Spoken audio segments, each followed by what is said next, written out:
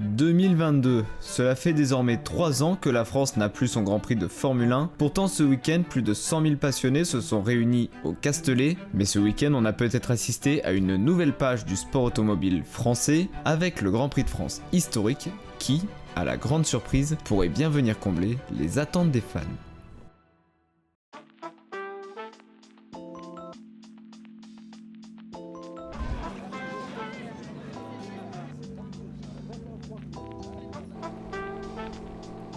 Depuis 2017, le Grand Prix de France historique réunit les plus belles machines et les plus grands noms du sport automobile. Ce n'est pas une reconstitution, ni même un musée, c'est une célébration vivante en piste de 70 ans de course automobile. Formule 1, Formule 2, Formule 3, prototype du Mans, voitures mythiques de toutes les époques, tout y passe. Ils étaient plus de 100 000 personnes attendues sur l'ensemble du week-end, avec le samedi comme journée la plus chargée. Peut-être pour une raison. C'est qui la personne que t'attends le plus ce week-end? Franchement, Charles. En vrai, Charles Leclerc. Charles Leclerc, forcément. Charles Leclerc. J'avoue que la venue de Charles Leclerc, c'est quand même assez gros. Charles Leclerc, le pilote de la Scuderia Ferrari en Formule 1, un pilote d'aujourd'hui dans un décor d'hier, une star moderne au cœur d'un événement qui prouve que la course et l'esprit du sport automobile en France n'ont jamais cessé de vibrer. Ouais, je pense que quand on décrit toujours notre pays comme autophobe, peut-être que c'est un peu pas une réalité. Je crois qu'on le voit tous les jours dans des événements historiques, dans des événements modernes, dans des événements nationaux. Donc je pense que c'est vraiment super d'avoir tout ce monde content d'être là et de partager cette passion du sport automobile.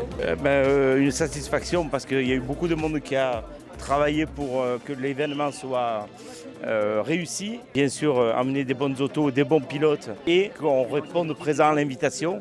Et tout le monde pratiquement a répondu présent. Et du coup, ça a été un vrai succès populaire.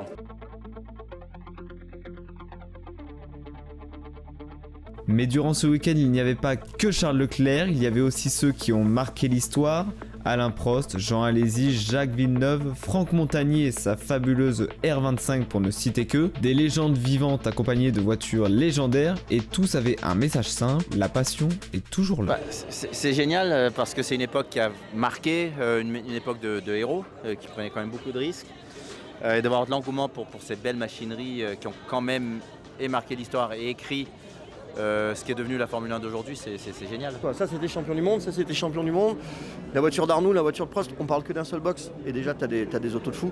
Donc je trouve ça bien. Et puis voilà quoi, le monde c'est le kiff quoi. Et ce kiff, il s'appelle la Renault R25, championne du monde en 2005. Il s'agit là du premier titre de Fernando Alonso en Formule 1. 20 ans plus tard, elle revient sur ses terres, pilotée par Franck Montagny, lui-même entouré de la même équipe de mécaniciens qu'à l'époque. C'est un peu Noël quoi, tu vois. J'ai repris un casque, je suis allé à la salle de sport. Alors je sais bien que c'est que 3 tours, mais en fait c'est un privilège de pouvoir rouler dans ces autos-là. Ça a été champion du monde, j'ai fait 35 000 km ou 40 000 km dans cette caisse. Ouais, ça fait remonter plein de souvenirs. Et puis le truc qui est cool, c'est que tu vois, derrière, là, j'ai tous mes mécaniciens, c'est les mêmes mécaniciens que j'avais à l'époque. Donc, t'as un petit côté famille qui revient et c'est très agréable. C'est quoi que t'attends le plus dans cette voiture? C'est quoi qui t'a manqué le plus? Le moteur, la conduite? C'est quoi Je vais te dire quand je vais monter dedans, mais pour l'instant, je suis un peu fébrile. Hein. Je vais pas te le cacher. Ça fait 20 ans que je suis pas monté dedans et je sais que mes souvenirs là-dedans, c'était assez diabolique. Donc voilà, j'espère qu'elle sera gentille avec moi. Et gentille, elle l'a été le samedi. Un moment d'exception, une pause dans le temps. La R25 a rugi, fait trembler les tribunes comme si les années n'avaient eu aucun effet sur elle. Mais le dimanche, elle en a décidé autrement. Le moteur, 20 ans d'histoire derrière lui, rend l'âme après seulement quelques virages. Prost. Aïe aïe aïe. Non, ne regardez pas ces images. Oh non, mon Dieu, non. Franck Montagny, je crois, a dû s'interrompre ou interrompre son run. Pas de faute ni d'erreur, juste une mécanique d'exception fragile par nature, mais pendant un instant, elle a fait renaître quelque chose qu'on croyait perdu à tout jamais. Mais même sans elle, la magie a continué, parce que la vraie force de ce week-end, elle n'était pas que sur la piste, elle était aussi dans les tribunes, dans les paddocks et surtout dans les regards des familles, des enfants et des anciens pilotes. Des fans venus de toute la France pour vivre ensemble ce que la télé ne montre plus, la passion brute. En vrai, je trouve que l'événement est incroyable, on profite pour l'instant là. Franchement, c'est super cool, il fait beau et tout. Franchement, la première journée, elle est très très bien. C'est ma première fois au Castellet, je dois dire que je suis très agréablement surpris. C'est une bonne ambiance, il fait beau, on croise du beau monde. Ce n'est pas un hasard si les fans ont autant vibré ce week-end, parce que sur la piste il n'y avait pas que des voitures légendaires, il y avait aussi des visages familiers. Julien Febvre, la voix de la Formule 1 en France, est passé du micro au volant d'une Formule 3000 et d'autres machines d'époque. Quant aux créateurs de contenu, Étienne Moustache et Le Bouzeux étaient présents ce week-end et ils ont pris ensemble le départ d'une épreuve d'endurance. Ils partageaient la voiture avec Romain Monti qui est également pilote mais aussi créateur de contenu. On roule dans une Tiga Sport 2000.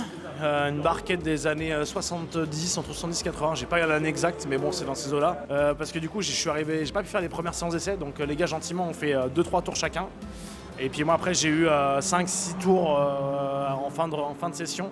J'ai pu découvrir la voiture au fur et à mesure. Et puis essayer de monter dans les chronos, quoi. Donc non, super bon feeling avec la caisse. C'est cool, c'est vraiment agréable à conduire. À part la boîte qui est quand même compliquée, mais bon, on le savait, ça va. La voiture est très amusante à rouler, très joueuse, ça marche. La boîte, ça me faisait peur parce qu'une boîte à crabot, mais au final ça va, donc franchement je suis content. Là je stresse pas trop, non, je suis plutôt bien. Peut-être c'est mauvais signe, parce qu'Étienne roule après moi, j'ai pas envie de lui rendre une caisse en miettes.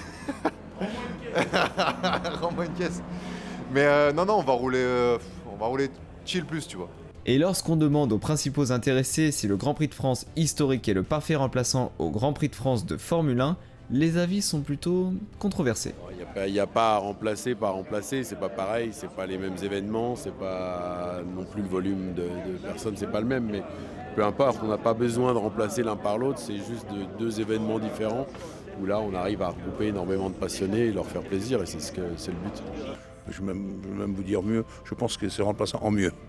Parce que là, on a du public décontracté, aimant ce qui est beau, sans être avec la pression de la Formule 1 classique, qui est devenue de pire en pire. Et donc, c'est ça qui fait la joie. Et puis, il faut dire aussi qu'on est très très bien accueillis. Remplaçant ou pas, ce week-end n'était pas un simple rassemblement de passionnés, c'était une véritable démonstration, une preuve que le sport auto a encore un avenir en France et qu'il ne demande qu'une chose, exister. Il n'y a peut-être plus de Grand Prix de France de Formule 1, mais il y a une foule présente, avec une ferveur qu'on ne peut pas fabriquer. Il y a tout un passé derrière et toute une génération devant, prête à prendre le relais. Ce n'était pas un retour en arrière, c'était un appel vers l'avant. Messieurs de la F1, le message est clair, la France attend.